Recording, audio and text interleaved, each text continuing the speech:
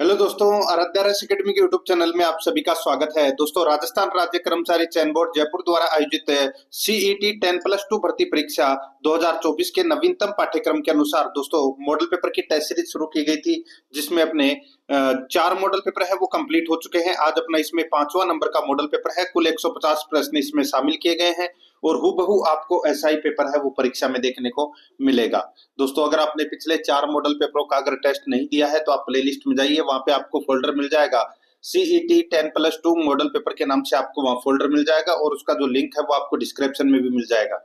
दोस्तों, Aaradhya race academy के YouTube channel को सब्सक्राइब नहीं किया तो सब्सक्राइब जरूर करें, बेल आइकन को दबाएं, वीडियो को लाइक और अपने दोस्तों के पास में शेयर जरूर करें। तो चलिए दोस्तों, शुरू करते हैं आज का अपना मॉडल पेपर नंबर 5। देखिए, पहला प्रश्न है, असंगत युग्म का चयन कीजिए। असंगत युग्म का अपने को यहाँ पर क्या करना है, चयन करना है। यहाँ पर देखिए दोस्तों, ब्रह्म समाज की स्थापना 1828 ईस्वी में हुई थी, बिल्कुल सही है। आत्मीय समाज की स्थापना दोस्तों 1815 ईस्वी में हुई थी, बिल्कुल सही है। आर्य समाज की स्थापना 1875 में हुई थी, ये भी बिल्कुल सही है।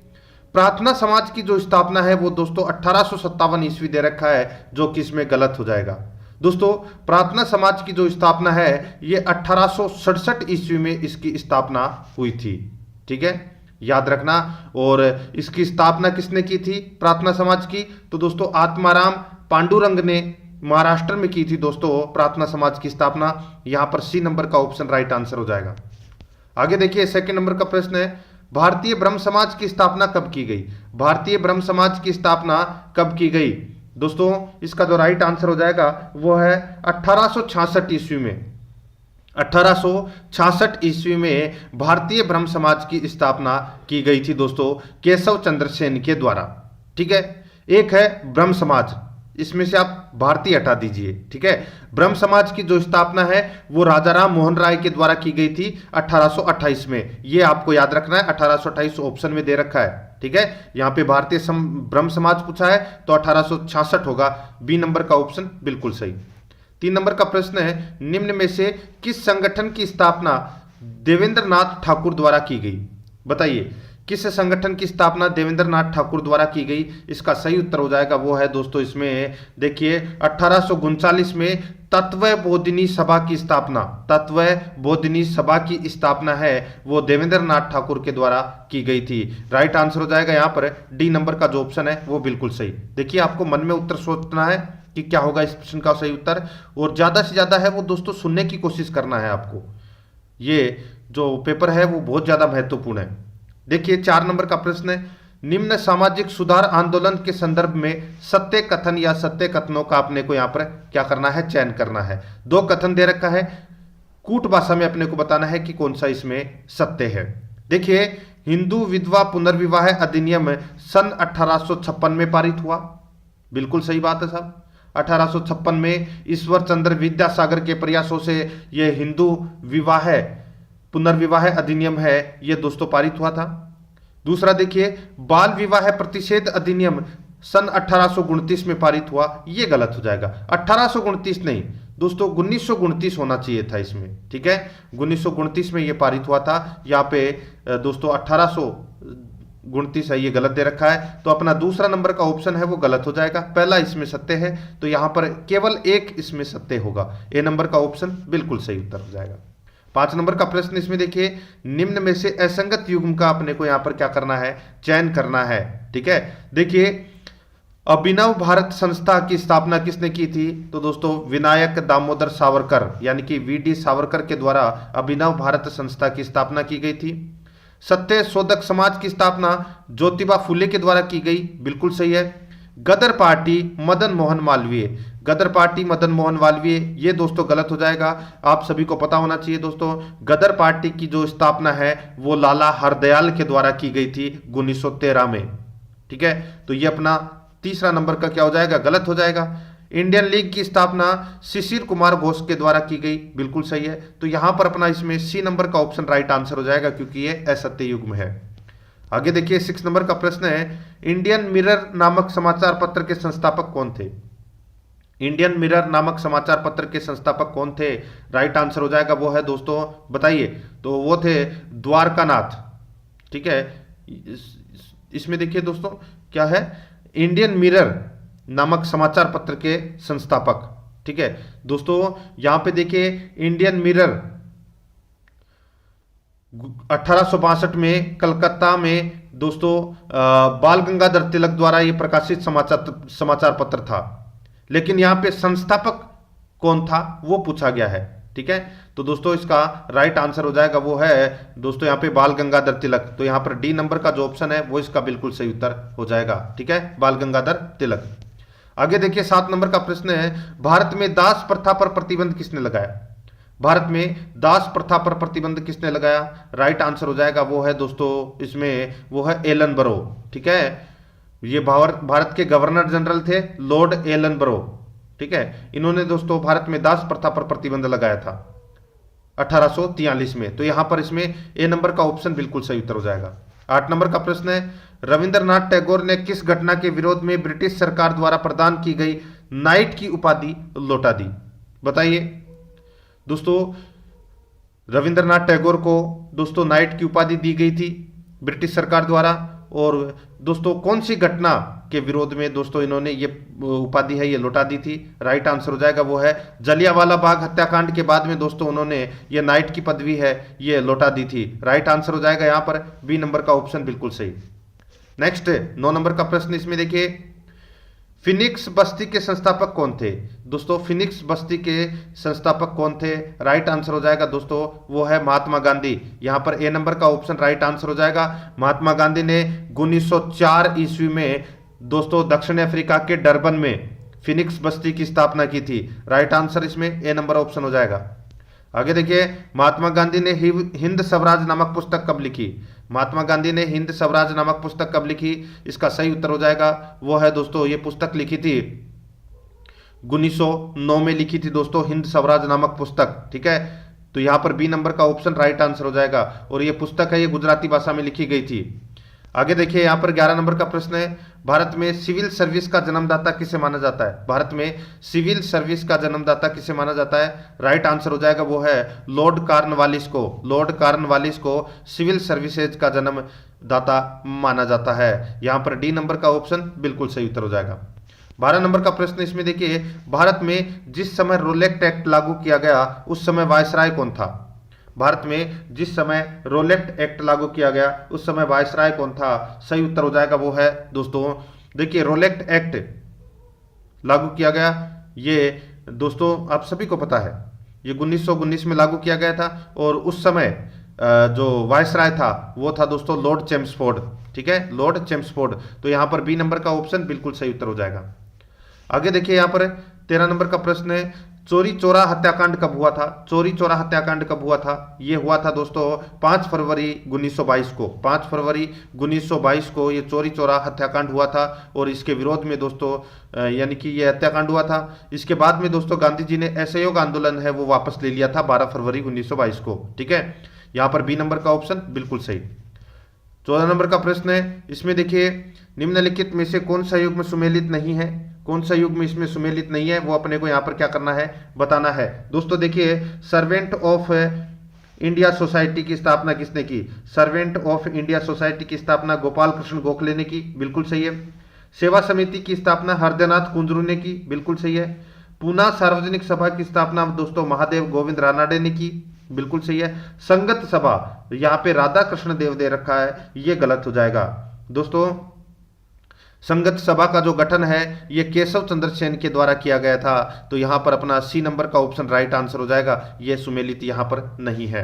15 नंबर का प्रश्न है, सरोजनी नायडू ने 1925 में कांग्रेस के अधिवेशन की अध्यक्षता की थी, यह अधिवेशन कहां आयोजित किया गया था? सरोजनी नायडू ने 1925 में कांग्रेस के अधिवेशन की अध्यक्षता की थी, यह अधिवेशन कहां आयोजित किया गया था? इसका सही उत्तर हो जाएगा वो है दोस्तों यह अधिवेशन है ये कानपुर में आयोजित किया गया था। कहां पर? कानपुर में आयोजित किया गया था ये। आगे देखिए अलादिया खां का जन्म कहां हुआ था? अलादिया खां का जन्म दोस्तों कहां पर हुआ था? यहां पर देखिए ऑप्शन है ये गलत दे रखा है, यहां पर मैं आपको बता देता हूं दोस्तों अलादिया खां का जो जन्म है ये टोंक रियासत में हुआ था, और टोंक में उनियारा, ठीक है, टोंक में है उनियारा, यहां पर दोस्तों इनका जन्म हुआ था। ये कौन थे अलादिया खां? तो दोस्तों ये मैं आपको बताऊं तो ये जयपुर संगीत घराने के प्रमुख संगीतकार थे। ठीक है, राइट आंसर हो जाएगा यहाँ पे उनियारा, इसका बिल्कुल सही उत्तर हो जाएगा उनियारा टोंक। आगे देखिए यहाँ पे 17 नंबर का प्रश्न है, तलवारों की गैर कहाँ की प्रसिद्ध है? तलवारों की गैर दोस्तों कहाँ की प्रसिद्ध है? राइट आंसर हो जाएगा वो है मेनार उदयपुर की प्रसिद्ध है दोस्तों तलवारों की गैर। राइट आंसर हो जाएगा यहाँ पर है मेनार उदयपुर, ए नंबर ऑप्शन बिल्कुल सही उत्तर हो जाएगा। 18 नंबर का प्रश्न है, निम्न में से तमाशा लोकनाट्य है, निम्न में से तमाशा लोकनाट्य है। तो दोस्तों तमाशा लोकनाट्य ये मूलतः दोस्तों महाराष्ट्र का ये लोकनाट्य है। कहाँ का? महाराष्ट्र का ये लोकनाट्य है, ये आपको इसमें याद रखना है। दोस्तों यहां पर पूछा गया है कि तमाशा लोकनाट्य है, दोस्तों इसका जो राइट आंसर हो जाएगा वो है दोस्तों देखिए यहाँ पे उनियारा, ये गलत हो जाएगा इसमें, ठीक है। हीर रांझा रूपचंद्रगढ़ी, तो दोस्तों ये दोनों ही है यहाँ पे, तो यहाँ पे उपरोक्त सभी कर लेना, उनियारा को काट लेना, ठीक है। तो यहाँ पे उपरोक्त सभी इसका राइट आंसर हो जाएगा और ये महाराष्ट्र का प्रमुख लोकनाट्य है, ठीक है। आगे देखिए दोस्तों यहाँ पे कामायचा में कितने तार होते हैं? कामायचा में कितने तार होते हैं मित्रों? राइट आंसर हो जाएगा कामायचा में 16 तार होते हैं, ठीक है। कितने? 16 तार, तो यहाँ पर सी नंबर का ऑप्शन राइट आंसर हो जाएगा। 20 नंबर का प्रश्न इसमें देखिए, निम्न में से सत्य कथन कौन सा है? सत्य कथन कौन सा है वो अपने को यहाँ पर क्या करना है, बताना है। देखिए आगेटा मृत व्यक्ति की सैया पर पैसे उछाले जाते हैं। आगेटा किसको कहते हैं दोस्तों? यहाँ पे लिखा हुआ है मृत व्यक्तियों की सैया पर पैसे उछाले जाते हैं, ये गलत हो जाएगा दोस्तों। आगेटा किसको बोलते हैं? मृत व्यक्ति की सैया को रास्ते में किसी चौराहे पर रोक कर दोस्तों आगे के आदमी पीछे हो जाते हैं और पीछे के आगे हो जाते हैं, यानी कि आदमी पलट दिए जाते हैं, उसको बोलते हैं आगेटा, ठीक है। तो अपना पहला इसमें गलत हो जाएगा। दूसरा देखिए लापा, लापा क्या होता है? मृत व्यक्ति के बेटे व पोते द्वारा शव को अग्नि दी जाती है, उसको लापा कहते हैं, ठीक है। तो ये बिल्कुल सही है यहाँ पर। तो यहाँ पर केवल और केवल 2 नंबर का इसमें क्या है, सत्य है, बी नंबर का ऑप्शन राइट आंसर हो जाएगा। 21 नंबर का प्रश्न इसमें देखिए, एकलिंग महात्म्य की रचना किसने की? एकलिंग महात्म्य की रचना किसने की? राइट आंसर हो जाएगा वो है दोस्तों ये कान्हा व्यास ने की थी दोस्तों एकलिंग महात्म्य की रचना, ठीक है। राइट आंसर हो जाएगा यहाँ पे बी नंबर का ऑप्शन बिल्कुल सही उत्तर। नेक्स्ट आगे देखिए, भाद्रपद कृष्ण नवमी को कौन सा मेला पड़ता है? भाद्रपद कृष्ण नवमी को, ये तो सभी को पता होगा, नवमी का मतलब गोगा नवमी, ठीक है। दोस्तों यहां पर मैं आपको बताऊं तो दोस्तों जो गोगा जी का मेला लगता है ददरेवा चूरू में, ठीक है, वहां पर दोस्तों ये भाद्रपद कृष्णा नवमी को ये मेला लगता है। तो यहां पर ददरेवा का मेला, इसका राइट आंसर हो जाएगा बी नंबर का ऑप्शन बिल्कुल सही, जिसको अपन गोगा नवमी भी बोलते हैं। 23 नंबर का प्रश्न है, ख्वाजा मोइनुद्दीन चिश्ती के संदर्भ में सत्य कथन कौन सा है? दोस्तों सत्य कथन कौन सा है वो अपने को बताना है ख्वाजा मोइनुद्दीन चिश्ती के बारे में। देखिए इनका जन्म 1143 ईस्वी में फारस में हुआ, बिल्कुल सही है दोस्तों। इन्हें गरीब नवाज कहा जाता है, ये भी दोस्तों इसमें क्या है, बिल्कुल सही है। तो इसमें दोनों का दोनों है वो इसमें सत्य है, तो यहाँ पर इसमें राइट आंसर हो जाएगा सी नंबर का ऑप्शन बिल्कुल सही उत्तर। 1 और 2 दोनों सही है इसमें। 24 नंबर का प्रश्न है, राजस्थानी भाषा साहित्य एवं संस्कृति अकादमी की स्थापना कब हुई? राजस्थानी भाषा साहित्य एवं संस्कृति अकादमी की जो स्थापना है वो दोस्तों कहां पर हुई? तो दोस्तों ये बीकानेर में हुई थी। और कब हुई थी? 1983 में हुई थी दोस्तों, ठीक है, 1983 में। यहां पर डी नंबर का ऑप्शन बिल्कुल सही। 25 नंबर का प्रश्न इसमें देखिए, राजपुताना संग्रहालय अजमेर की स्थापना कब हुई? राजपुताना संग्रहालय अजमेर की स्थापना कब हुई? इसका राइट आंसर हो जाएगा वो है दोस्तों 1908 में हुई थी दोस्तों इसकी स्थापना, ठीक है, 1908 में। आगे देखिए यहां पर है, निम्न में से गलियाकोट के संदर्भ में सत्य कथन कौन सा है? निम्न में से गलियाकोट के संदर्भ में सत्य कथन कौन सा है वो अपने को यहां पर क्या करना है, बताना है। देखिए दोस्तों यहां पे बख्तियार काकी की दरगाह स्थित है, यहां बख्तियार काकी की दरगाह स्थित है, तो दोस्तों ये गलत हो जाएगा। मैंने यहां पे आपको बताया कि दोस्तों देखिए गलियाकोट की बात हो रही है, तो दोस्तों यहां पर दाऊदी बोरा संप्रदाय का प्रमुख केंद्र है और दोस्तों संत सैयद फखरुद्दीन की दोस्तों यहां पर दरगाह है, ठीक है। तो यहां पर बख्तियार काकी की दरगाह नहीं, यहां पे संत दोस्तों फखरुद्दीन की दरगाह है, यहाँ पे संत सैयद फखरुद्दीन की दरगाह है, यहाँ पर बख्तियार काकी की नहीं है, तो गलत हो जाएगा पहला कथन। वर्तमान में यह दाऊदी बोरा संप्रदाय का प्रमुख केंद्र है, बिल्कुल सही है, ये तो सभी को पता होगा। तो यहाँ पे केवल और केवल दूसरा ही इसमें क्या है, सत्य है, बी नंबर का ऑप्शन बिल्कुल सही उत्तर हो जाएगा। 27 नंबर का प्रश्न इसमें देखिए, कवि माघ ने अपने ग्रंथ शिशुपाल वध की रचना कहाँ की थी? कवि माघ ने अपने ग्रंथ शिशुपाल वध की रचना कहाँ की थी? राइट आंसर हो जाएगा वो है दोस्तों भीनमाल जालोर में, भीनमाल जालोर में। यहां पर बी नंबर का ऑप्शन बिल्कुल सही उत्तर हो जाएगा। आगे देखिए 28 नंबर का प्रश्न है, इसमें देखिए न्यूमिस्मेटिक्स किसके अध्ययन से संबंधित है? न्यूमिस्मेटिक्स किसके अध्ययन से संबंधित है? इसका राइट आंसर हो जाएगा वो है दोस्तों सिक्के के अध्ययन को दोस्तों न्यूमिस्मेटिक्स यानी कि मुद्रा शास्त्र कहा जाता है। यहां पर बी नंबर का ऑप्शन बिल्कुल सही उत्तर हो जाएगा। आगे देखिए 29 नंबर का प्रश्न है, सुनारी सभ्यता के संदर्भ में सत्य कथन कौन सा है? सुनारी सभ्यता कहां पर है ये दोस्तों? ये सभी को पता होगा, खेतड़ी तहसील झुंझुनू में ये सुनारी सभ्यता है। और यहाँ पे 3 कथन दिए गए हैं, बताना है कि इनमें से कौन सा कथन है वो दोस्तों इसमें सत्य है। ठीक है दोस्तों, यहां पर आप देख सकते हैं, देखिए यहाँ के निवासी चावल का प्रयोग करते थे, बिल्कुल सही है।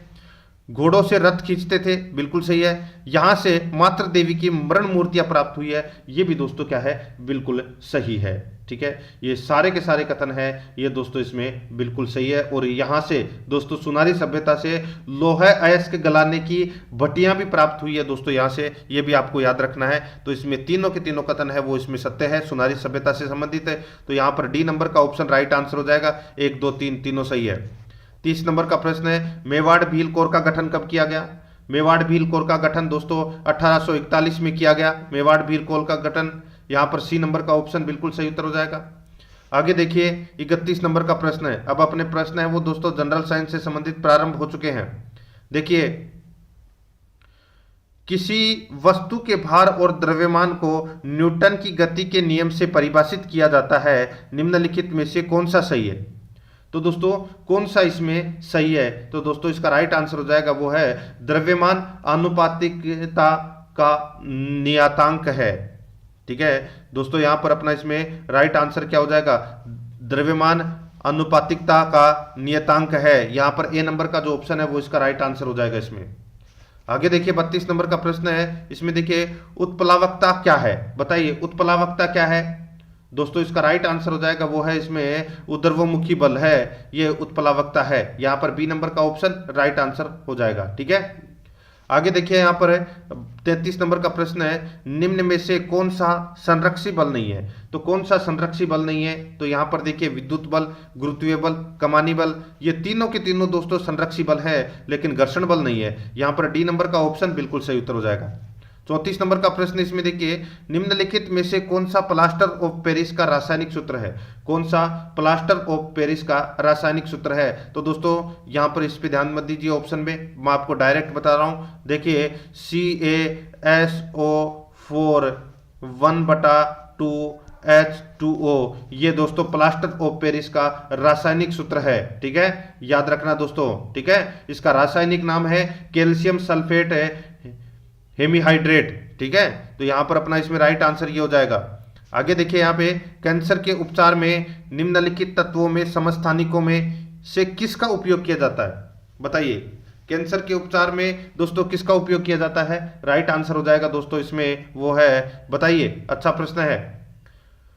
देखिए यहां पे मैं आपको बताऊं तो दोस्तों देखिए कोबाल्ट थेरेपी में गामा किरणों का प्रयोग है वो औषधीय रूप में किया जाता है। ठीक है, और कोबाल्ट 60 है। ठीक है, इसका प्रयोग कैंसर के उपचार में किया जाता है, तो यहां पे कोबाल्ट इसका राइट आंसर हो जाएगा इसमें, ए नंबर ऑप्शन बिल्कुल सही। नेक्स्ट आगे देखिए, नमक और एंथ्रेसीन के मिश्रण में से एंथ्रेसीन को पृथक करने के लिए निम्न में से कौन सी विधि का प्रयोग होता है? बताइए कौन सी विधि का प्रयोग होता है? राइट आंसर हो जाएगा दोस्तों इसमें वो है ऊर्ध्वपातन विधि का दोस्तों इसमें प्रयोग होता है। यहां पर डी नंबर का ऑप्शन बिल्कुल सही उत्तर हो जाएगा। 37 नंबर का प्रश्न है, निम्न में से कौन सा विषाणु यानी कि वायरस अत्यधिक संक्रामक रोग चेचक के लिए जिम्मेदार हुआ करता था?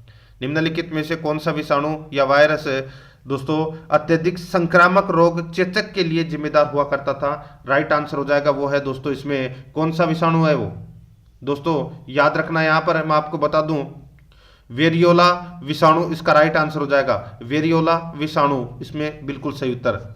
आगे देखिए दोस्तों यहां पे एक ही जीन के विभिन्न प्रारूप क्या कहलाते हैं? एक ही जीन के विभिन्न प्रारूप क्या कहलाते हैं? तो दोस्तों इसका राइट आंसर हो जाएगा, वो कहलाते हैं युग्म विकल्पी, युग्म विकल्पी या एलील कहलाते हैं। ठीक है, तो यहां पर अपना इसमें राइट आंसर हो जाएगा बी नंबर का ऑप्शन बिल्कुल सही उत्तर।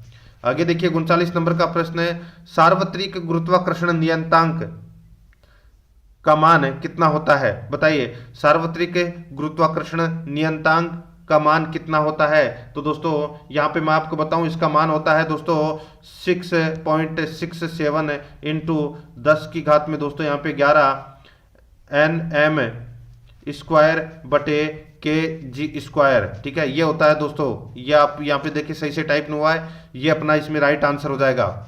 आगे देखिए, निम्न में से असत्य कथन को यहाँ पर क्या करना है? चुनना है कि असत्य कथन यहाँ पर कौन सा है। ठीक है, देखिए दोस्तों यहाँ पे किसी पिंड की साम्य स्थिति में इधर उधर गति करना दोलन गति कहलाता है।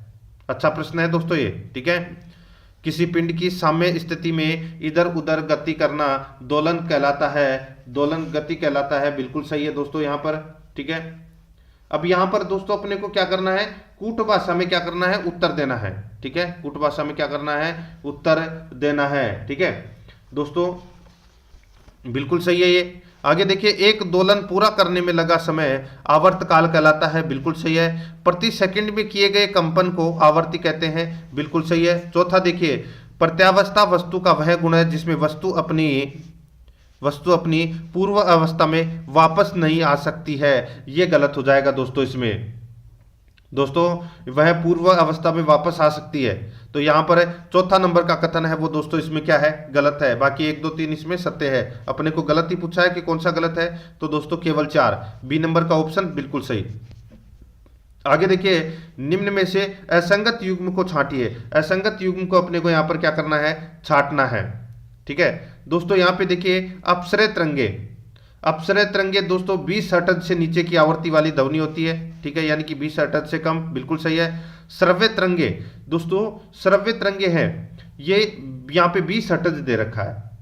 दोस्तों मैं आपको बताऊं, यहाँ पे जो श्रव्य तरंगे हैं वो होती है 20 हर्ट्ज से 20,000 हर्ट्ज तक, 20 हर्ट्ज से 20,000 हर्ट्ज तक होती है। यहाँ पे सिर्फ 20 हर्ट्ज दे रखा है, इसलिए ये गलत हो जाएगा। ठीक है, पराश्रव्य तरंगे 20,000 हर्ट्ज से ऊपर होती है, और संगीत पैमाने की तरंगे है ये 320 से 240 हर्ट्ज तक होती है। यहाँ पर अपना बी नंबर का ऑप्शन राइट आंसर हो जाएगा। 42 नंबर का प्रश्न इसमें देखिए, किसने सर्वप्रथम मनुष्यों में वर्णांतता का वर्णन किया? किसने सर्वप्रथम मनुष्यों में वर्णांतता का वर्णन किया? इसका राइट आंसर हो जाएगा वो है दोस्तों, किसने किया? बताइए, अच्छा प्रश्न है ये। तो दोस्तों हेरनर ने किया था ये। ठीक है, हेरनर ने किया था मनुष्यों में वर्णांतता का वर्णन सर्वप्रथम। यहाँ पे ए नंबर का ऑप्शन बिल्कुल सही। आगे देखिए, चुंबक में कहां पर सबसे अधिक चुंबकत्व होता है? बताइए, चुंबक में कहां पर सबसे अधिक चुंबकत्व होता है? इसका राइट आंसर हो जाएगा वो है दोस्तों सिरों के समीप। यहाँ पर सी नंबर का जो ऑप्शन है वो इसका राइट आंसर हो जाएगा, सिरों के समीप। 44 नंबर प्रश्न इसमें देखिए, किस बहुलक को कृत्रिम रेशा कहा जाता है? किस बहुलक को कृत्रिम रेशा कहा जाता है? इसका राइट आंसर हो जाएगा वो है दोस्तों, देखिए रेयान है, ये अर्ध संश्लेषित रेशा है ये। ठीक है, जिसे सेल्यूलोज से प्राप्त किया जाता है। तो यहाँ पर अपना इसमें राइट आंसर हो जाएगा, रेयान को कृत्रिम रेशम कहा जाता है। यहाँ पर अपना इसमें right answer B number option हो जाएगा। 45 नंबर प्रश्न है, परकनली शिशु से जन्म देने वाली प्रक्रिया को क्या कहा जाता है? परकनली शिशु से जन्म देने वाली प्रक्रिया को क्या कहा जाता है? इसका राइट आंसर हो जाएगा दोस्तों, उसको बोलते हैं IVF। IVF यानी कि दोस्तों विट्रो फर्टिलाइजेशन। ठीक है, तो दोस्तों यहां पर अपना इसमें राइट आंसर हो जाएगा IVF बोलते हैं उसको। बी नंबर का ऑप्शन बिल्कुल सही उत्तर इसमें हो जाएगा। ठीक है, आगे देखिए यहाँ पर 46 नंबर का प्रश्न है, निम्न को सुमेलित कीजिए। एक तरफ अनाज है, दूसरी तरफ वानस्पतिक नाम है। एक तरफ अनाज है, दूसरी तरफ वानस्पतिक नाम है। तो अपने को यहाँ पर क्या करना है दोस्तों? सुमेलित करना है। यहाँ पे आप देख सकते हैं दोस्तों, अच्छा प्रश्न है। देखिए, चावल का वानस्पतिक नाम क्या है?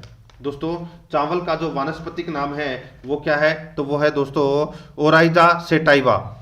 ओराइजा सेटाइवा ये चावल का वानस्पतिक नाम है। ठीक है, गेहूं का वानस्पतिक नाम क्या है? तो वो है ट्रिटिकम एस्टाइवम, ठीक है, ट्रिटिकम एस्टाइवम, ये है गेहूं का वानस्पतिक नाम। मक्का का वानस्पतिक नाम क्या है दोस्तों? मक्का का वानस्पतिक नाम है वो है दोस्तों इसमें जियामेज, ठीक है। और बाजरा का वानस्पतिक नाम है पेन्नीसेटम टाइफोइडी, ठीक है। तो यहां पर अपना इसमें राइट आंसर क्या हो जाएगा? वो है दोस्तों 2 4 1 3, 2 4 1 3 अपना इसमें सही उत्तर हो जाएगा 2 4 1 3, यानी कि ए नंबर का जो ऑप्शन है वो इसका बिल्कुल सही। आगे देखिए यहाँ पे 47 नंबर का प्रश्न है। देखिए, शरीर की आधारशिला किसे कहा जाता है? शरीर की आधारशिला किसे कहा जाता है? राइट आंसर हो जाएगा दोस्तों इसमें वो कहा जाता है प्रोटीन को, ठीक है। प्रोटीन का जो उपनाम है वो शरीर की आधारशिला है, ठीक है। राइट आंसर हो जाएगा यहाँ पे डी नंबर ऑप्शन सही।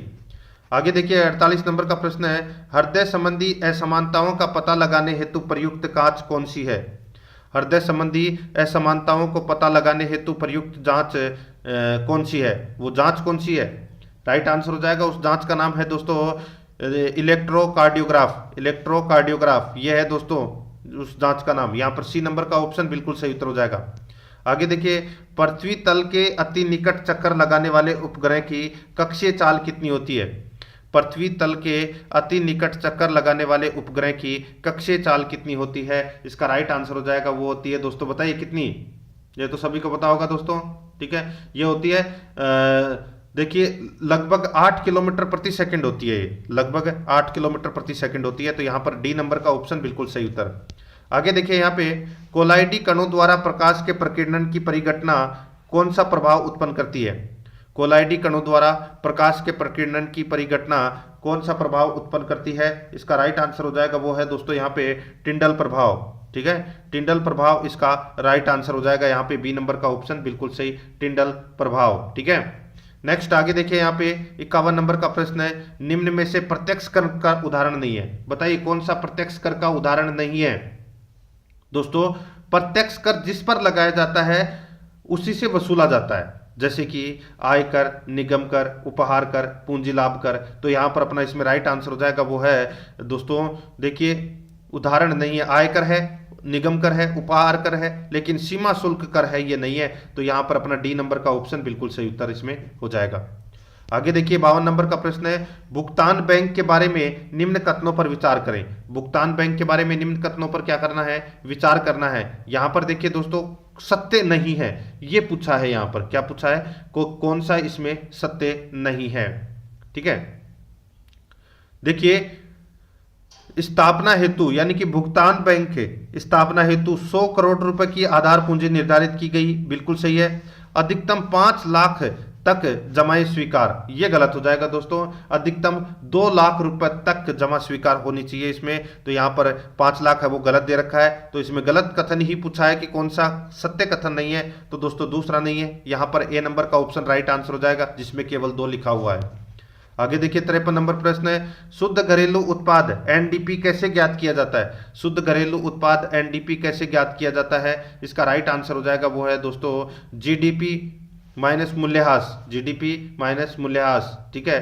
यह है दोस्तों यहाँ पर है शुद्ध राष्ट्रीय उत्पाद या शुद्ध घरेलू उत्पाद ज्ञात किया जाता है ऐसे। यहाँ पर सी नंबर का ऑप्शन राइट आंसर। आगे देखिए 54 नंबर का प्रश्न है, औद्योगिक उत्पादन सूचकांक में निम्न में से कौन सा उपक्षेत्र शामिल नहीं है? तो कौन सा उपक्षेत्र शामिल नहीं है दोस्तों? इसमें देखिए खनन है, विद्युत है, विनिर्माण है, लेकिन निर्माण नहीं है इसमें शामिल। यहाँ पर ए नंबर का ऑप्शन राइट आंसर हो जाएगा इसमें।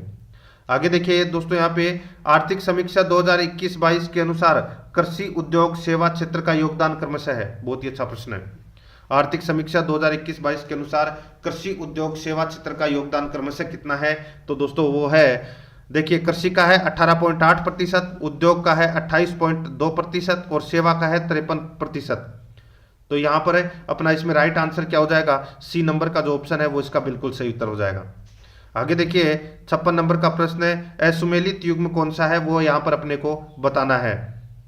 देखिए, एक तरफ क्रांति है, दूसरी तरफ वस्तु है। यहाँ पे देखिए, रजत क्रांति ये अंडा से संबंधित है, बिल्कुल सही है। सुनहरी क्रांति क्रांति है, ये शहद से संबंधित है, बिल्कुल सही है। लाल क्रांति टमाटर से संबंधित है, बिल्कुल सही है। बादामी क्रांति, यहाँ पे बादाम दे रखा है, जो कि इसमें गलत हो जाएगा। दोस्तों, बादामी क्रांति का जो संबंध है वो मसाला उत्पादन से है। क्या है? मसाला उत्पादन से। यहाँ पर ए नंबर का जो ऑप्शन है वो इसका बिल्कुल सही उत्तर इसमें हो जाएगा। 57 नंबर का प्रश्न इसमें देखिए, निम्न में असुमेलित है, निम्न में असुमेलित है, वो अपने को यहाँ पर बताना है। एक तरफ दोस्तों रिफाइनरी है, दूसरी तरफ स्थान है। अपने को बताना है कि कौन सी रिफाइनरी है, वो कहां पर स्थित नहीं है, वो बताना है। ठीक है दोस्तों, यहां पर देखिए बारूनी रिफाइनरी। दोस्तों, जो बारूनी रिफाइनरी है ये कहां पर है? तो ये बिहार में है, बिल्कुल सही है। बोनगाई रिफाइनरी है, ये यहां पे गुजरात दे रखा है, ये गलत है। बोनगाई रिफाइनरी है, ये कहां पर है? ये दोस्तों असम में है। कहां पर है? असम में है। डिगबोई डिगबोई रिफाइनरी है, ये दोस्तों कहां पर है? तो दोस्तों ये पश्चिम बंगाल में है। ठीक है, डिगबोई रिफाइनरी ये दोस्तों असम में है, डिगबोई। ठीक है, और हल्दिया है वो दोस्तों असम में है। यहाँ पे मैं आपको बताऊं तो दोस्तों बोनगाई रिफाइनरी है वो असम में है। कोयली है ये गुजरात में है। ठीक है, तो यहाँ पर दोस्तों आपको यहाँ पर सी वाले ऑप्शन को काट देना है और बी नंबर का ऑप्शन है वो अपना राइट आंसर हो जाएगा इसमें। आगे देखिए दोस्तों, यहाँ पे देखिए 58 नंबर का प्रश्न है। इसमें देखिए हल्दिया भी इसमें गलत दे रखा है, तो मैं आपको इसमें बता देता हूँ। देखिए रिफाइनरी का और स्थान का पूछा है, तो मैंने आपको बताया बारूनी है, ये बिहार में है, बिल्कुल सत्य है। बोनगाई है, ये दोस्तों यहाँ पर है, गुजरात दे रखा है, ये गलत है, ये असम में है। ठीक है, डिगबोई रिफाइनरी ये असम में है और हल्दिया पश्चिम बंगाल में है। ठीक है, हल्दिया पश्चिम बंगाल में है और दोस्तों डिगबोई रिफाइनरी है ये असम में है।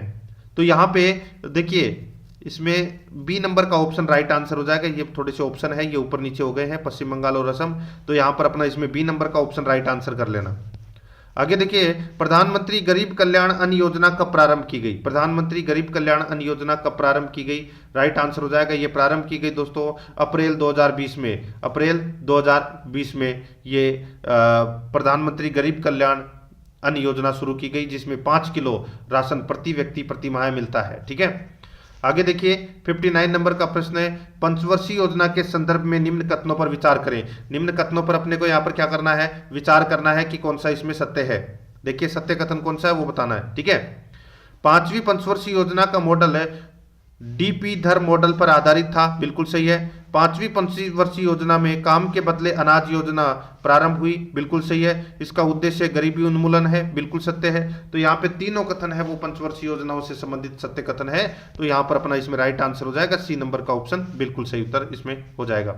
आगे देखिए दोस्तों, यहाँ पे 60 नंबर का प्रश्न है, पीएम वाणी योजना का उद्देश्य है। पीएम वाणी योजना का संबंध किससे है? तो दोस्तों राइट आंसर हो जाएगा वो है ग्रामीण क्षेत्रों में फ्री वाईफाई से संबंधित है ये पीएम वाणी योजना। ठीक है, तो यहां पर अपना इसमें राइट आंसर हो जाएगा डी नंबर का ऑप्शन, बिल्कुल सही। राजस्थान आर्थिक सर्वेक्षण 2023-24 के अनुसार प्रचलित मूल्यों पर राजस्थान में प्रति व्यक्ति आय कितनी है? बताइए, प्रचलित मूल्यों पर राजस्थान में प्रति व्यक्ति आय है वो दोस्तों कितनी है? इसका राइट आंसर हो जाएगा वो है 1,67,964 रुपए। ठीक है, यहाँ पर अपना इसमें सी नंबर का ऑप्शन बिल्कुल सही उत्तर हो जाएगा। और स्थिर मूल्यों पर प्रति व्यक्ति आय कितनी है? तो दोस्तों वो है 90,831। ठीक है, ये तो है स्थिर मूल्यों पर और ये है प्रचलित मूल्यों पर। तो यहाँ पर सी नंबर ऑप्शन बिल्कुल सही उत्तर हो जाएगा। नेक्स्ट आगे देखिए, उपभोक्ता मूल्य सूचकांक ग्रामीण और शहरी संयुक्त कौन जारी करता है? तो दोस्तों कौन जारी करता है? इसका जो राइट आंसर हो जाएगा वो है दोस्तों राष्ट्रीय सांख्यिकी कार्यालय ये जारी करता है दोस्तों। यहाँ पर बी नंबर का ऑप्शन बिल्कुल सही उत्तर हो जाएगा। 64 नंबर का प्रश्न है, इसमें देखिए राजस्थान में थोक मूल्य सूचकांक का आधार वर्ष क्या है? थोक मूल्य सूचकांक का आधार वर्ष क्या है? तो दोस्तों आधार वर्ष है 1999-2000। यहाँ पर 2 नंबर का जो ऑप्शन है वो इसका बिल्कुल सही उत्तर इसमें हो जाएगा। 65 नंबर का प्रश्न है, इसमें देखिए राजस्थान आर्थिक सर्वेक्षण 2023-24 के अनुसार प्रचलित मूल्यों पर सकल राज्य घरेलू उत्पाद में वृद्धि दर कितनी है? सकल राज्य घरेलू उत्पाद में वृद्धि दर कितनी है? तो दोस्तों इसका जो राइट आंसर हो जाएगा वो वृद्धि दर कितनी है? तो दोस्तों देखिए प्रचलित मूल्यों पर है 12.56%, 12.56%। तो यहाँ पर बी नंबर का ऑप्शन बिल्कुल सही उत्तर हो जाएगा, ये आप अपने को इसमें याद रखना है। और सकल राज्य घरेलू उत्पाद वृद्धि दर स्थिर मूल्यों पर, तो वो है स्थिर मूल्यों पर 8.03%। ठीक है, ये भी आपको याद रखना है, बी नंबर ऑप्शन बिल्कुल सही। 66 नंबर का प्रश्न है, इसमें देखिए राजस्थान के आर्थिक सर्वेक्षण 2023-24 के अनुसार स्थिर 2011-12 मूल्यों पर शुद्ध राज्य घरेलू उत्पाद कितना है? शुद्ध राज्य घरेलू उत्पाद कितना है? तो वो है दोस्तों 7,40,881। ये है दोस्तों शुद्ध घरेलू उत्पाद है। ठीक है, यहाँ पर अपना इसमें बी नंबर का ऑप्शन बिल्कुल सही उत्तर हो जाएगा। आगे देखिए 67 नंबर का प्रश्न है, रिको के संदर्भ में सत्य कथनों का अपने को यहाँ पर क्या करना है, चयन करना है कि कौन सा इसमें सत्य कथन है। देखिए रिको की स्थापना 1959 में हुई, गलत हो जाएगा। रिको की जो स्थापना है ये दोस्तों 1980 में हुई थी। कब हुई थी? 1980 में। देखिए प्रथम जापानी पार्क निमराना अलवर में है, बिल्कुल सही है। प्रथम कोरियाई पार्क है वो गिलोट अलवर में है, ये भी बिल्कुल सही है। तो इसमें सत्य कथन कौन कौन से हैं? दूसरा और तीसरा। तो यहाँ पर सी नंबर का ऑप्शन राइट आंसर हो जाएगा। आगे देखिए रिको द्वारा 4 एग्रो फूड पार्क स्थापित किए गए हैं, इनमें से कौन सा एक नहीं है? रिको द्वारा 4 एग्रो फूड पार्क स्थापित किए गए हैं, इनमें से कौन सा एक नहीं है? तो दोस्तों यहां पर आप देख सकते हैं, देखिए श्री गंगानगर, अलवर, जोधपुर, चैनपुरा टोंक दे रखा है दोस्तों यहाँ पे। ठीक है, तो यहाँ पे मैं आपको बताऊं दोस्तों, देखिए ये जो चैनपुरा टोंक में दोस्तों प्रथम मिनी एग्रो पार्क है। ठीक है, प्रथम mini agro park Chainpura Niwai Tonk में स्थित है। ठीक है, और यहां पर दोस्तों मैं रिको द्वारा की बात कर रहा हूं, तो रिको द्वारा श्री गंगानगर, अलवर, जोधपुर और कोटा में ये 4 एग्रो फूड पार्क है वो स्थापित किए गए। तो यहां पर डी नंबर का ऑप्शन बिल्कुल सही।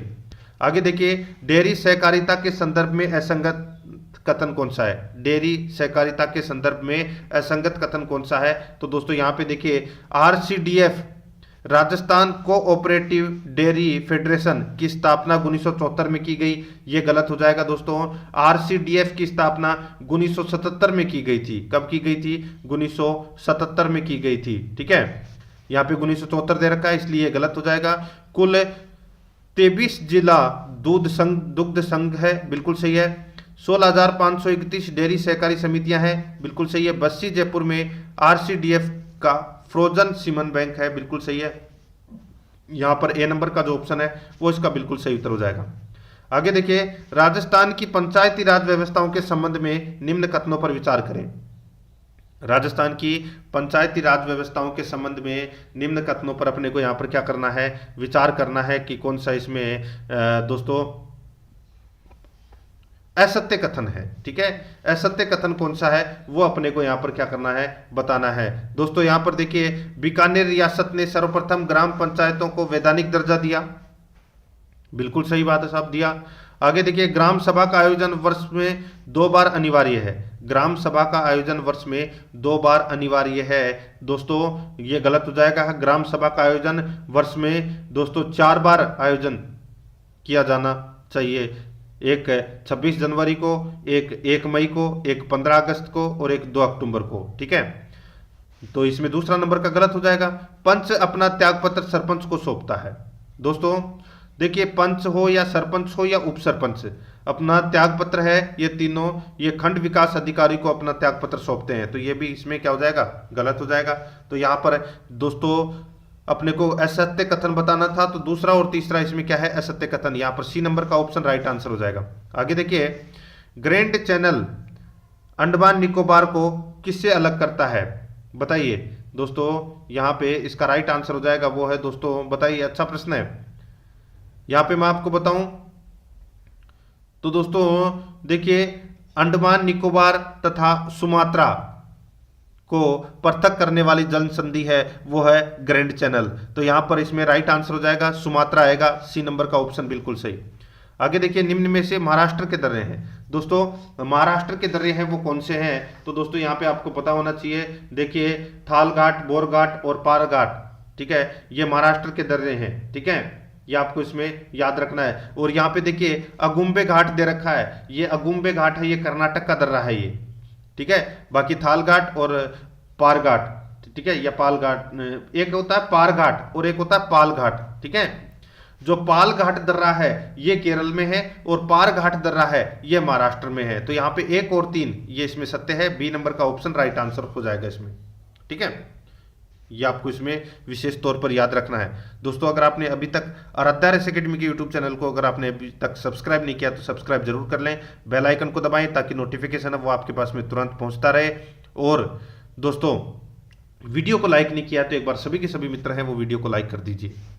बहुत ही शानदार मॉडल पेपर है, ज़्यादा से ज़्यादा सुनने की कोशिश आपको यहाँ पर करनी है। 73 नंबर का प्रश्न है, पुर्तगालियों द्वारा कौन सा पौधा लाया गया। पुर्तगालियों द्वारा कौन सा पौधा लाया गया, सही उत्तर हो जाएगा दोस्तों इसमें वो है तंबाकू का। यहाँ पर डी नंबर का ऑप्शन बिल्कुल सही। आगे देखिए मृदा स्वास्थ्य कार्ड योजना किस वर्ष प्रारंभ की गई। मृदा स्वास्थ्य कार्ड योजना किस वर्ष प्रारंभ की गई, राइट आंसर हो जाएगा वो है दोस्तों ये 2015 में ये मृदा स्वास्थ्य कार्ड योजना है ये प्रारंभ की गई थी। कहाँ से, तो दोस्तों गंगानगर से, ठीक है, ये प्रारंभ की गई थी। यहाँ पर ए नंबर ऑप्शन बिल्कुल सही। 75 नंबर प्रश्न है, निम्न कथन किस नदी से संबंधित है। निम्न कथन कौन सी नदी से संबंधित है वो अपने को यहाँ पर बताना है। देखिए छत्तीसगढ़ के रायपुर पहाड़ी के क्षेत्र से निकलती है, हीराकुंड व टीकरपारा परियोजना इसी नदी पर है। तो यहाँ पर बात हो रही है दोस्तों कौन सी नदी की, पता चल गया होगा दोस्तों यहाँ पे आपको, ठीक है। हीराकुंड बांध है ये कौन सी नदी पर है, तो ये महानदी पर है। तो यहाँ पे ऑप्शन में दोस्तों महानदी वाला ऑप्शन इसमें राइट आंसर हो जाएगा, डी नंबर का ऑप्शन बिल्कुल सही। ये दोनों कथन है ये महानदी से संबंधित है। आगे देखिए दोस्तों यहाँ पे 76 नंबर का प्रश्न है, देखिए गंडक परियोजना में शामिल है। गंडक परियोजना में शामिल है तो राइट आंसर हो जाएगा इसमें वो है दोस्तों, देखिए उत्तर प्रदेश, बिहार और नेपाल ये तीनों शामिल है। तो इस उपरोक्त सभी इसका सही उत्तर हो जाएगा इसमें। 77 नंबर प्रश्न इसमें देखिए, तेल परिवहन के लिए भारत में सबसे पहले पाइपलाइन कहाँ बनाई गई थी। ये बनाई गई थी दोस्तों कहाँ पर, तो ये तेल परिवहन के लिए सबसे पहले पाइपलाइन है ये असम में बनाई गई थी दोस्तों, ठीक है, नून घाटी से बरौनी तक। तो यहां पर अपना इसमें राइट आंसर सी नंबर का ऑप्शन बिल्कुल सही। आगे देखिए निम्न में से कौन सा राष्ट्रीय उद्यान तमिलनाडु में स्थित है। बताइए कौन सा राष्ट्रीय उद्यान तमिलनाडु में स्थित है। दोस्तों यहां पे मैं आपको बताऊं तो दोस्तों देखिए मन्नार की खाड़ी, इंदिरा गांधी और मुदुमलाई, ठीक है। दोस्तों यहां पर ये तीनों जो राष्ट्रीय उद्यान है ये तमिलनाडु में स्थित है, ठीक है। कहां पर है, तीनों तमिलनाडु में। तो यहां पर अपना इसमें राइट आंसर डी नंबर का ऑप्शन हो जाएगा, 1 2 3 तीनों इसमें सत्य है। आगे देखिए पवन ऊर्जा में भारत का कौन सा स्थान है। पवन ऊर्जा में भारत का कौन सा स्थान है, राइट आंसर हो जाएगा दोस्तों इसमें वो है देखिए 5वां स्थान है पवन ऊर्जा में भारत का। तो यहाँ पर डी नंबर का ऑप्शन बिल्कुल सही। 80 नंबर का प्रश्न इसमें देखिए, कावेरी नदी पर शिव समुद्रम विद्युत ग्रह किस वर्ष बना। शिव समुद्रम जलप्रपात है ये दोस्तों कावेरी नदी पर बना हुआ है, ठीक है, और ये 1902 में बना था दोस्तों, ठीक है। राइट आंसर हो जाएगा बी नंबर का ऑप्शन 1902। आगे देखिए 81 नंबर का प्रश्न है, निम्न में से सत्य कथन कौन सा है वो अपने को यहाँ पर बताना है, ठीक है। देखिए रानीपेट में पहला सुपर फास्फेट प्लांट स्थापित किया गया। रानीपेट में पहला सुपर फास्फेट प्लांट स्थापित किया गया। दूसरा देखिए सन 1956 में पहला उर्वरक कारखाना आजादी के बाद स्थापित हुआ। ये गलत हो जाएगा दोस्तों यहाँ पर। तो यहाँ पर दोस्तों मैं आपको बताऊं, देखिए 1906 में रानीपेट तमिलनाडु में पहला सुपर फास्फेट प्लांट स्थापित किया गया और आजादी के बाद सन 1951 में, यहाँ पे 1956 दे रखा है, सन 1951 में सिंदरी झारखंड में पहला उर्वरक कारखाना स्थापित किया गया, ठीक है। तो यहाँ पे दूसरा नंबर का कथन गलत हो जाएगा, केवल एक ही इसमें क्या है सत्य है, ए नंबर का ऑप्शन बिल्कुल सही। 82 नंबर का प्रश्न है, निम्न कथन किससे संबंधित है। निम्न कथन किससे संबंधित है, तो दोस्तों यहाँ पर देखिए यह नर्मदा घाटी से मालवा पठार तक का भाग माना जाता है। नर्मदा घाटी को भ्रंश घाटी भी कहा जाता है। तो बताइए दोस्तों ये कौन सी उच्च भूमि की यहाँ पर बात हो रही है, किससे संबंधित कथन है ये दोनों। राइट आंसर हो जाएगा वो है दोस्तों ये दक्षिणी केंद्रीय उच्च भूमि से संबंधित ये कथन है। दक्षिणी केंद्रीय उच्च भूमि नर्मदा घाटी से मालवा पठार तक का भाग माना जाता है, ठीक है। तो यहाँ पर अपना इसमें राइट आंसर हो जाएगा बी नंबर का ऑप्शन बिल्कुल सही। 83 नंबर का प्रश्न इसमें देखिए, कोको द्वीप म्यांमार और किसके मध्य कोको चैनल है? कोको द्वीप और किसके मध्य कोको चैनल है? राइट आंसर हो जाएगा कोको चैनल है ये दोस्तों लैंडफॉल, ठीक है, लैंडफॉल और कोको द्वीप के मध्य कोको चैनल है। तो यहां पर अपना इसमें ए नंबर का ऑप्शन बिल्कुल सही। नेक्स्ट आगे देखिए, किस वर्ष को अंतर्राष्ट्रीय चावल वर्ष घोषित किया गया? सही उत्तर हो जाएगा वो है दोस्तों 2004 को, ठीक है। यहां पर डी नंबर का ऑप्शन बिल्कुल सही। 85 नंबर का प्रश्न है, निम्न कथन किस फसल से संबंधित है? ये कथन है ये कौन सी फसल से संबंधित है? तो इसमें देखिए 200 दिन कम से कम पाला रहित होने चाहिए, प्रारंभ में 75 सेंटीमीटर वर्षा व पकते समय तेज धूप आवश्यक है। तो दोस्तों यहां पे बात हो रही है कपास की, यहां पे बात हो रही है कपास फसल की। तो यहां पर सी नंबर का ऑप्शन राइट आंसर हो जाएगा। आगे देखिए, निम्न में से कौन से जिले संलग्न नहीं है, यानी कि टच में नहीं है? बताइए कौन से जिले संलग्न नहीं है? तो दोस्तों यहां पर देखिए मैं आपको बताऊं, अलवर, भरतपुर और सवाई माधोपुर ये जिले हैं, ये संलग्न नहीं है। तो यहां पर अपना इसमें राइट आंसर हो जाएगा डी नंबर का ऑप्शन बिल्कुल सही। आगे देखिए, बरवाड़ा पर्वत चोटी किस जिले में स्थित है? दोस्तों बरवाड़ा पर्वत चोटी कहां पर है? तो ये जयपुर में है। कहां पर है? जयपुर में। इसकी ऊंचाई कितनी है? 780 मीटर है इसकी ऊंचाई, ठीक है। आगे देखिए 88 नंबर का प्रश्न है, निम्न में से कौन सा क्षेत्र अर्धशुष्क जलवायु प्रदेश के अंतर्गत आता है? कौन सा क्षेत्र है अर्धशुष्क जलवायु प्रदेश के अंतर्गत आता है? राइट आंसर हो जाएगा वो है दोस्तों बाड़मेर, जालोर, नागौर, चूरू। यहां पर सी नंबर का जो ऑप्शन है वो इसका बिल्कुल सही उत्तर इसमें हो जाएगा। आगे देखिए, राजस्थान में पर्वतीय मृदा कहाँ मिलती है? राजस्थान में पर्वतीय मृदा दोस्तों कोटा और उदयपुर में मिलती है पर्वतीय मृदा। राइट आंसर हो जाएगा यहाँ पे ए नंबर का जो ऑप्शन है वो इसका बिल्कुल सही उत्तर हो जाएगा, ठीक है। लाल लोमी मृदा है ये डूंगरपुर बांसवाड़ा में मिलती है। आगे देखिए दोस्तों, यहाँ पे वनों के प्रशासनिक वर्गीकरण के अनुसार राजस्थान में संरक्षित वन कितने प्रतिशत है? राजस्थान में संरक्षित वन है वो कितने प्रतिशत है? राइट आंसर हो जाएगा दोस्तों वो है 56.49% है, ये संरक्षित वन है, ठीक है, याद रखना। और अवर्गीकृत वन कितने हैं? 6.46%, याद रखना ये भी। और राज्य में आरक्षित वन है वो 37.05% है। यहां पर डी नंबर का ऑप्शन राइट आंसर हो जाएगा। आगे देखिए, निम्न में से सुमेलित युग्म का अपने को यहां पर क्या करना है? चयन करना है। आखेट, निषेध क्षेत्र और जिला दे रखा है, ठीक है। असुमेलित युग्म का अपने को यहां पर चयन करना है। यहां पर देखिए दोस्तों, बरडोद कहां पर है? ये अलवर में है, बिल्कुल सही है। रानीपुरा यहां पर पाली दे रखा है, गलत हो जाएगा दोस्तों। रानीपुरा आखेट निषेध क्षेत्र है, ये कहां पर है? ये टोंक जिले में है। कहां पर है? टोंक जिले में, ठीक है। तिलोरा कहां पर है? अजमेर में। और जरोदा कहां पर है? नागौर में। तो यहां पर अपना इसमें राइट आंसर बी नंबर का ऑप्शन हो जाएगा, ठीक है। आगे देखिए, बनास नदी के संबंध में असत्य कथन का अपने को यहाँ पर क्या करना है? चयन करना है। बनास नदी के संबंध में असत्य कथन का चयन करना है कि कौन सा इसमें असत्य कथन है। देखिए, इसका उद्गम खमनौर की पहाड़ी से होता है दोस्तों, बिल्कुल सही है। जो यहाँ पे बनास नदी का उद्गम है, इसका उद्गम खमनौर की पहाड़ी से होता है, बिल्कुल सही है। मेज इसकी सहायक नदी है, तो गलत हो जाएगा दोस्तों। मेज है ये चंबल नदी की सहायक नदी है, ठीक है। तो यहां पर दूसरा कथन गलत है, केवल एक ही इसमें सत्य है। ए नंबर का ऑप्शन बिल्कुल सही। आगे देखिए, इंदिरा गांधी नहर परियोजना के संबंध में सत्य कथनों का चयन करना है कि कौन सा इसमें सत्य कथन है।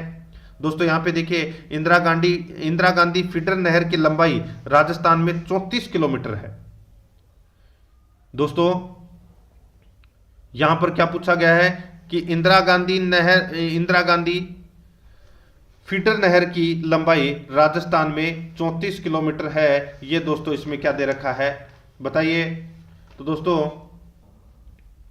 ये कथन है, ये इसमें बिल्कुल सत्य कथन है, ठीक है।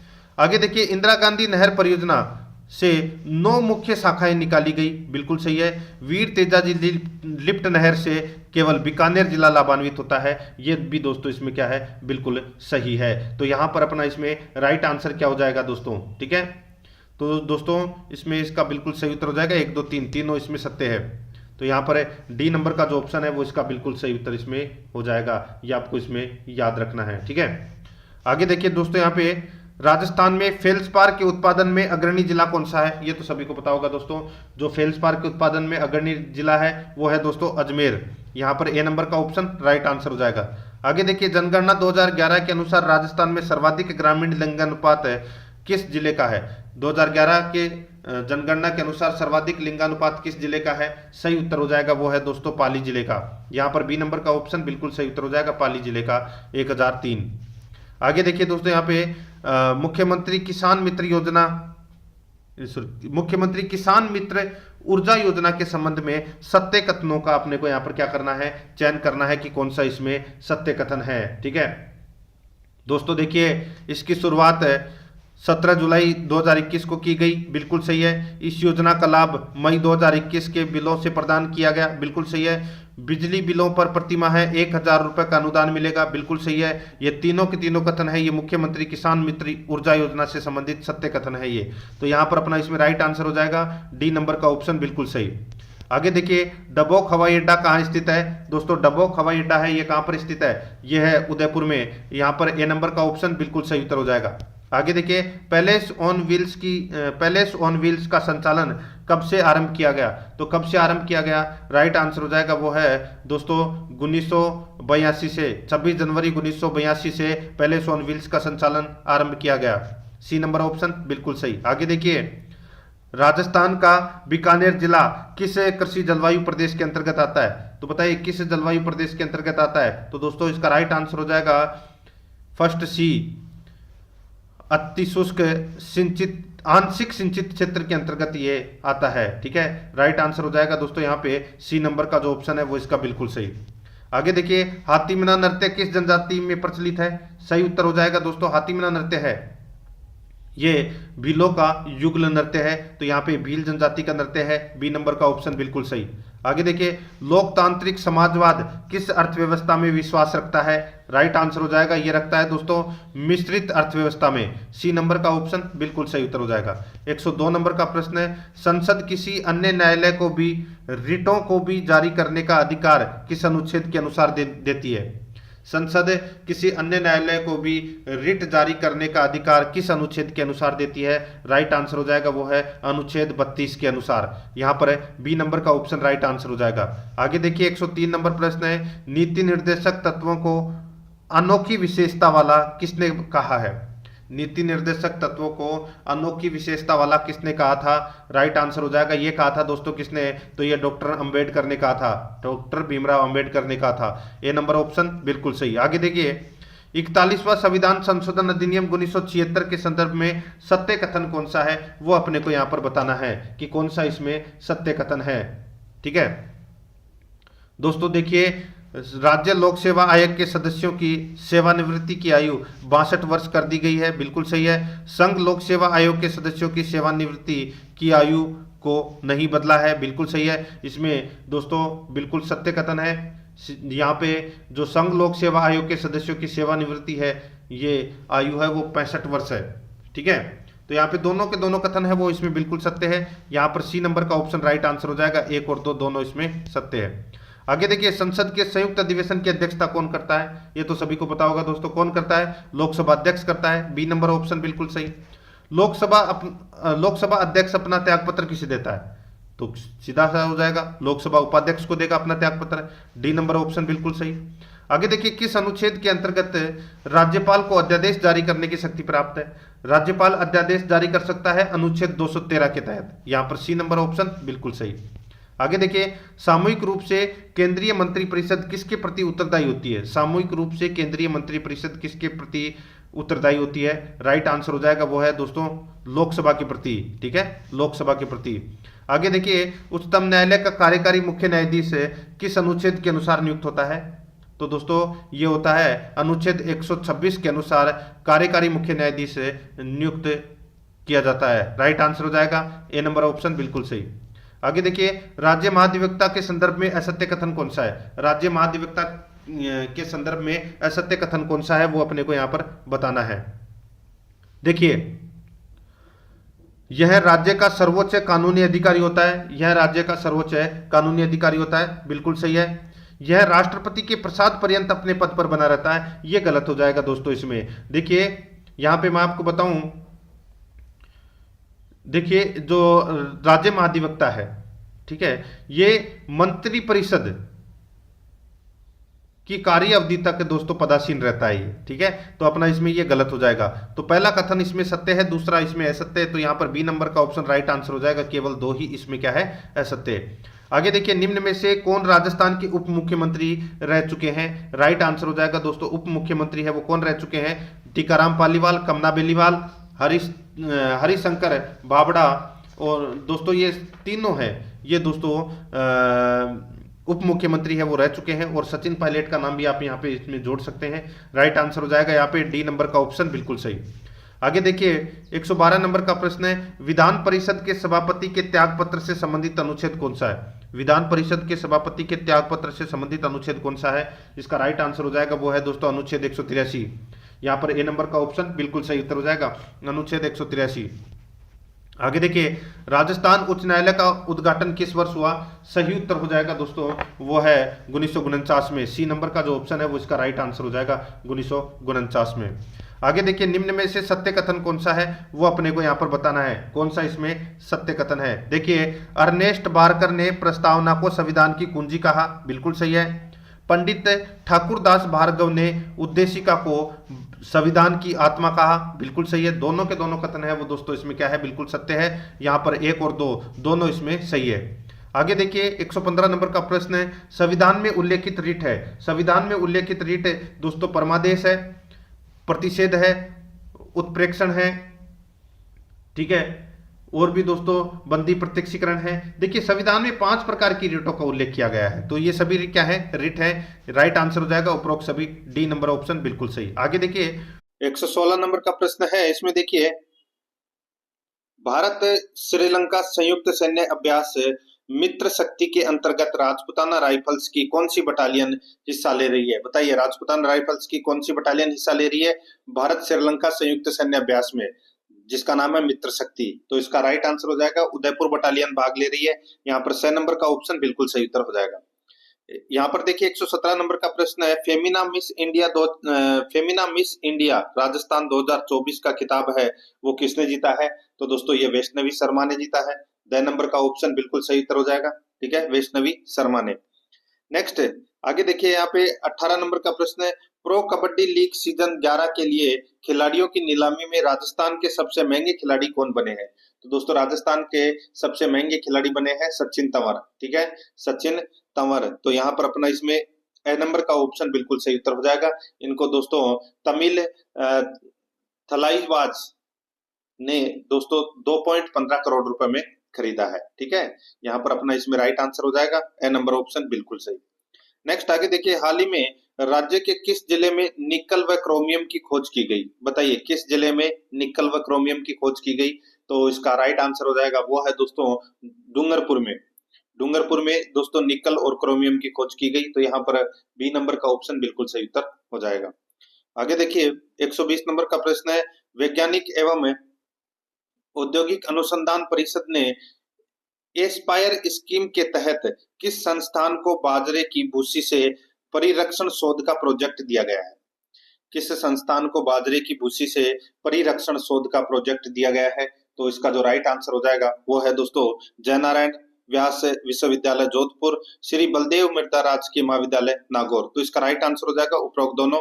6 नंबर का ऑप्शन बिल्कुल सही उत्तर हो जाएगा। 121 नंबर का प्रश्न है, इसमें देखिए, राज्य जल संसाधन मंत्री द्वारा बांधों में जल की उपलब्धता सिंचाई के लिए पानी की जानकारी हेतु कौन सा ऐप लॉन्च किया गया है? राज्य जल संसाधन मंत्री द्वारा बांधों में जल की उपलब्धता सिंचाई के लिए पानी की जानकारी हेतु कौन सा ऐप लॉन्च किया गया है? इसका राइट आंसर हो जाएगा वो है दोस्तों किसान साथी ऐप। यहाँ पर बे नंबर का ऑप्शन बिल्कुल सही उत्तर हो जाएगा, किसान साथी ऐप। 122 नंबर का प्रश्न इसमें देखिए, मल्टीनेशनल एयर एक्सरसाइज तरंग शक्ति 2024 का आयोजन राज्य के किस एयरबेस पर किया जाएगा? बताइए, मल्टीनेशनल एयर एक्सरसाइज तरंग शक्ति 2024 का आयोजन राज्य के किस एयरबेस पर किया जाएगा? तो इसका राइट आंसर हो जाएगा वो है दोस्तों जोधपुर एयरबेस पर। तो यहाँ पर 2 नंबर का ऑप्शन बिल्कुल सही, जोधपुर एयरबेस पर। आगे देखिए, 123 नंबर का प्रश्न है, 25 अगस्त 2024 को प्रधानमंत्री नरेंद्र मोदी किस संस्थान के प्लेटिनम जुबली कार्यक्रम में भाग लिया? बताइए, 25 अगस्त 2024 को प्रधानमंत्री नरेंद्र मोदी किस संस्थान के प्लेटिनम जुबली कार्यक्रम में भाग लिया? इसका राइट आंसर हो जाएगा वो है दोस्तों राजस्थान उच्च न्यायालय जोधपुर के में, ठीक है। यहाँ पर अपना ए नंबर का ऑप्शन बिल्कुल सही उत्तर हो जाएगा। आगे देखिए, यहाँ पे देखिए, पंजाब के राज्यपाल गुलाब चंद कटारिया द्वारा विमोचित पुस्तक अरण्यम के लेखक कौन है? तो दोस्तों अरण्यम के लेखक हैं वो है राहुल भटनागर। कौन है? राहुल भटनागर। तो यहाँ पर द नंबर ऑप्शन बिल्कुल सही। 125 नंबर का प्रश्न है, इसमें देखिए, भारतीय सेना द्वारा लद्दाख में बनाए गए युद्ध स्मारक में राज्य के किस महावीर चक्र विजेता की प्रतिमा का अनावरण किया गया है? तो दोस्तों ये किया गया है ब्रिगेडियर उदय सिंह भाटी की। ठीक है, ब्रिगेडियर उदय सिंह भाटी की प्रतिमा का अनावरण किया गया है। यहाँ पर अपना बे नंबर का ऑप्शन बिल्कुल सही उत्तर इसमें हो जाएगा। आगे देखिए, 126 नंबर का प्रश्न है, अब अपन कंप्यूटर से संबंधित प्रश्न है वो पढ़ेंगे। MS ऑफिस के किस भाग का प्रयोग सांख्यिकी गणनाओं हेतु किया जाता है? राइट आंसर हो जाएगा वो है दोस्तों MS एक्सेल। यहाँ पर बी नंबर का ऑप्शन राइट आंसर हो जाएगा MS एक्सेल। आगे देखिए, drop cap option MS Word के किस मेन्यू में होता है? Drop cap option MS Word के किस मेन्यू में होता है? राइट आंसर हो जाएगा वो है दोस्तों इंसर्ट मेन्यू में। यहाँ पर बी नंबर का ऑप्शन राइट आंसर हो जाएगा इंसर्ट मेन्यू में। आगे देखिए, MS एक्सेल वर्कशीट में रो को हाइड करने के लिए किस शॉर्टकट कीज का प्रयोग किया जाता है? MS एक्सेल वर्कशीट में रो को हाइड करने के लिए किस शॉर्टकट कीज का प्रयोग किया जाता है? इसका राइट आंसर हो जाएगा वो है दोस्तों Ctrl+9 का प्रयोग किया जाता है दोस्तों। ए नंबर का ऑप्शन बिल्कुल सही। आगे देखिए, MS एक्सेल में एक वर्कबुक में अधिकतम वर्कशीट की संख्या कितनी हो सकती है? तो अधिकतम वर्कशीट की संख्या कितनी हो सकती है? तो दोस्तों इसका राइट आंसर हो जाएगा वो है इसमें अधिकतम 255 हो सकती है दोस्तों। तो यहाँ पर बी नंबर का ऑप्शन राइट आंसर हो जाएगा 255। आगे देखिए, MS पावर पॉइंट में नई स्लाइड को इंसर्ट करने के लिए किस शॉर्टकट कीज का प्रयोग किया जाता है? नई स्लाइड को इंसर्ट करने के लिए दोस्तों Ctrl+M का प्रयोग किया जाता है। ठीक है, यहाँ पर सी नंबर का ऑप्शन बिल्कुल सही। आगे देखिए, यहाँ पे 131 नंबर का प्रश्न है। देखिए, हिंदी व्याकरण से संबंधित अपने क्वेश्चन है वो प्रारंभ हो चुके हैं। देखिए, निम्नलिखित में से सही संधि का उदाहरण कौन सा है वो अपने को बताना है। देखिए, यहाँ पे नी है प्लस चेतना। दोस्तों यहाँ पे देखिए निर्चेतना दे रखा है, गलत हो जाएगा, निश्चेतना आएगा इसमें। ठीक है, ये वाला सा आएगा। आगे देखिए, पुनः प्लस अवलोकन, पुनरावलोकन, ये भी दोस्तों इसमें क्या दे रखा है, गलत हो जाएगा इसमें। ठीक है, पुनः प्लस अवलोकन यानी कि पुनर्अवलोकन हो जाएगा, रा नहीं आएगा इसमें, र ही आएगा। ठीक है, इसके अंदर रा नहीं आएगा, र आएगा, तो ये भी गलत हो जाएगा। पथ प्लस सद्धति, पथ प्लस सती, तो दोस्तों इसमें देखिए पद्धति, ये बिल्कुल सही है, ये व्यंजन संधि का उदाहरण है। और इसमें देखिए प्र प्लस ऊड, यहाँ पे प्रोड दे रखा है, तो दोस्तों ये भी इसमें क्या हो जाएगा, गलत हो जाएगा, प्रोड, इसमें डबल मात्रा आएगी दोस्तों। ठीक है, तो यहाँ पर है सी नंबर का ऑप्शन राइट आंसर। आगे देखिए, इनमें से किसमें उपसर्ग नहीं है? बताइए उपसर्ग किसमें नहीं है? तो दोस्तों इसका राइट आंसर हो जाएगा वो है दोस्तों इसमें अकेला। अकेला में दोस्तों कोई भी उपसर्ग है वो नहीं लगा हुआ, बी नंबर का ऑप्शन बिल्कुल सही। आगे देखिए, इनमें से किस शब्द में इल प्रत्यय नहीं है? बताइए इल प्रत्यय किसमें नहीं है? तो यहाँ पर इसका राइट आंसर हो जाएगा वो है दोस्तों इल प्रत्यय किसमें नहीं है? तो दोस्तों जटिल के अंदर इल प्रत्यय है वो नहीं है, बाकी तीनों के अंदर दोस्तों साम प्लस इल, स्ने प्लस इल, फेन प्लस इल। ठीक है, फेन का मतलब होता है जहाग, तो यहाँ पर अपना इसमें ए नंबर ऑप्शन राइट आंसर। आगे देखिए, कर्मधारय समास का उदाहरण है। कर्मधारय समास का उदाहरण कौन सा है? तो दोस्तों यहाँ पे देखिए श्वेत पत्र है। ठीक है, श्वेत पत्र यानी कि श्वेत है जो पत्र है, इसमें कर्मधारय समास है, तो यहाँ पर सी नंबर का ऑप्शन राइट आंसर। आगे देखिए, शुद्ध वर्तनी वाला शब्द कौन सा है? शुद्ध वर्तनी वाला शब्द कौन सा है? तो दोस्तों यहाँ पे देखिए आविष्कार जो शब्द दे रखा है ये बिल्कुल शुद्ध शब्द है, राइट आंसर हो जाएगा यहाँ पर ए नंबर ऑप्शन बिल्कुल सही। आगे देखिए, किस विकल्प में वाक्य शुद्ध है? बताइए किस विकल्प में वाक्य शुद्ध है? तो यहाँ पर अपना इसमें राइट आंसर क्या हो जाएगा, वह है दोस्तों इसमें देखिए व्याकरण के बहुत मुद्दे चिंतनीय हैं। व्याकरण के बहुत मुद्दे चिंतनीय हैं दोस्तों, ये वाक्य है ये शुद्ध है। ठीक है, तो यहाँ पर देखिए मुझे भारी दुख है, मुझे भारी भारी क्या है, मुझे बहुत दुख है, तो यहाँ पर ये बाकी गलत दे रखे हैं, बी नंबर का ऑप्शन इसका राइट आंसर हो जाएगा। आगे देखिए, कृष का विलोम क्या है? दोस्तों कृष का विलोम क्या है? राइट आंसर हो जाएगा, कृष का विलोम होता है दोस्तों हष्ट पुष्ट, तो यहाँ पर अपना इसमें डी नंबर का ऑप्शन राइट आंसर। आगे देखिए, कौन सा अग्नि का पर्यायवाची नहीं है? अग्नि का पर्यायवाची दोस्तों कौन सा नहीं है? तो दोस्तों यहाँ पे देखिए पावक, अनल और हुतासन, ये तीनों अग्नि के पर्यायवाची हैं, लेकिन यहाँ पे तुहिन नहीं है, ए नंबर का ऑप्शन बिल्कुल सही। आगे देखिए, हथेली का आंवला मुहावरे का सही अर्थ है। हथेली का आंवला मुहावरे का सही अर्थ कौन सा है? इसका राइट आंसर हो जाएगा वो है दोस्तों इसमें हथेली का आंवला मुहावरे का सही अर्थ होता है दोस्तों निसंदेह बात होना। तो यहाँ पर अपना इसमें सी नंबर का ऑप्शन राइट आंसर हो जाएगा, निसंदेह है बात होना। आगे देखिए निम्नलिखित शब्दों में से कौन सा एक है वर का अनेकार्थी नहीं है। तो कौन सा वर का अनेकार्थी नहीं है, इसका राइट आंसर हो जाएगा वो है दोस्तों इसमें सुवर्ण। यहाँ पर डी नंबर का जो ऑप्शन है वो इसका बिल्कुल सही उत्तर हो जाएगा सुवर्ण। अब देखिए यहाँ पर दोस्तों इंग्लिश ग्रामर से संबंधित अपने पास में प्रश्न है वो पूछे जाएंगे परीक्षा में। देखिए in the question below A part of the sentence is underline, choose the correct alternative विच में इम्प्रूव द सेंटेंस। तो दोस्तों यहाँ पे अंडरलाइन जो किया हुआ है उसको अपने को इम्प्रूव करना है। देखिए I will accept the responsibility while a time comes, ठीक है। तो यहाँ पे वाइल ए टाइम दे रखा है, इसको इसके स्थान पर क्या होना चाहिए था दोस्तों, इसके स्थान पर होना चाहिए था देखिए टाइम के अकॉर्डिंग यहाँ पर व्हेन द टाइम होगा, व्हेन द टाइम होना चाहिए था। राइट आंसर हो जाएगा यहाँ पे ए नंबर का ऑप्शन बिल्कुल सही, ठीक है। आगे देखिए दोस्तों यहाँ पे from given choose the one which best express the given sentence in passive active voice. यहाँ पे देखिए he had to count the money, he had to count the money. तो यहाँ पर इसका राइट आंसर हो जाएगा दोस्तों देखिए हैड प्लस वर्ब की थर्ड फॉर्म का प्रयोग होगा इसमें, तो हैड टू बी वर्ब की थर्ड फॉर्म। तो दोस्तों इसका राइट आंसर हो जाएगा इसमें वो है देखिए the money had to be counted. तो यहाँ पर डी नंबर का ऑप्शन राइट आंसर हो जाएगा। आगे देखिए I want to Udaipur to see my mother, I want to Udaipur to see my mother.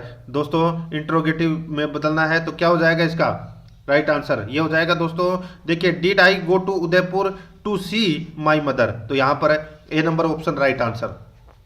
यहाँ पर भी देखिए choose from the option a suitable word for the expression given. यहाँ पे देखिए सेंटेंस देखिए one who is engaged in charitable works.